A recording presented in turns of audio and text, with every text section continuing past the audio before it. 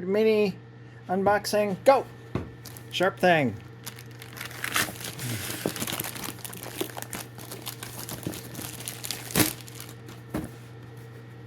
Tape. The mini protective cover is off. Shadows. There we go. That's my number. 1424.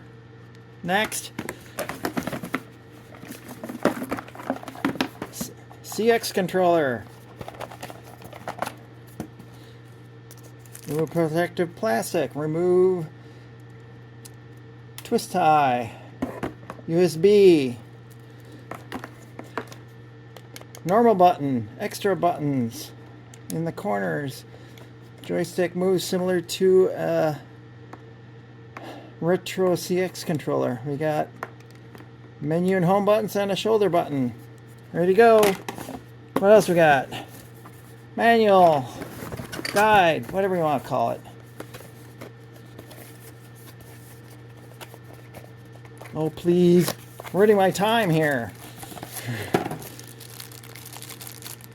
USB-A to USB-C cable. That's for the power supply. What else do we got? HDMI cable in beige. Nice touch. Empty box. We're done.